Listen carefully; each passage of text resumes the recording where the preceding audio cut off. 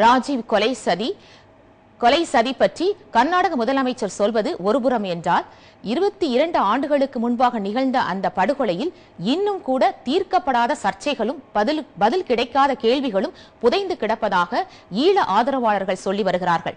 ராஜீவ் கொலை வழக்கில் சந்திரசாமி, சுப்பிரமணியசாமி போன்றோர் எல்லாம் ஏன் உரிய முறையில் விசாரிக்கப்படவில்லை என மே 17 இயக்கத்தின் திருமுருகன் கேள்வி எழுப்பியிருக்கிறார். ராஜீவ்காந்தியினுடைய கொலை என்பதை வெறுமனே தமிழர்கள் மீது பழி சுமத்துவதாக மட்டுமே முடித்துவிட முடியாது. ஏனென்றால் இந்த கொலையிலே குற்றம் சாட்டப்பட்டவர்களாக தமிழர்கள் இருக்கும் பட்சத்தில் இருந்தாலும் கூட இந்த கொலையிலே குற்றம் சாட்டப்பட்டவர்கள் மிக முக்கியமானவராக இருக்கக்கூடியவர், அதுவும் ஜெயின் கமிஷன் அறிக்கையினால் தனது அறிக்கையிலே குறிப்பிடப்பட்ட ஒரு நபர். அவர் அந்த கொலை நடந்த பொழுது சட்டத்துறை அமைச்சராக இருந்தவர். மத்திய அமைச்சரவையில் இருந்த ஒரு அமைச்சரே ஒரு பிரதம மந்திரியின் கொலை குற்றச்சாட்டிலே குற்றவாளிக்காக சந்தேகப்படக்கூடிய நபர் என்று சித்தரிக்கப்பட்ட ஒரு நபரை இதுவரை கைது செய்து விசாரிக்கவில்லை.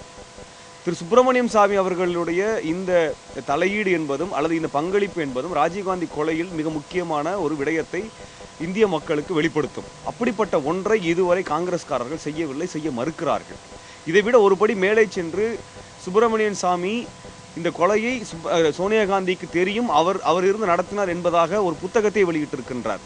அப்படிப்பட்ட ஒரு நிலையிலே அதை எதிர்த்து கேள்வி கேட்க முடியாத காங்கிரஸ் தலைவர்கள், அவரை அந்த சுப்பிரமணியன் சாமியை ஒரு விசாரணைக்கு உட்படுத்த முடியாத காங்கிரஸ் தலைவர்கள் தமிழர்களை குற்றம் சாட்டுவது என்பது மிக நேர்மையற்ற ஒன்றாக இருக்கிறது. அது அவர்களுடைய குற்றத்தை, அவர்களுடைய பங்களிப்பையும் அம்பலப்படுத்துவதாக இருக்கிறது.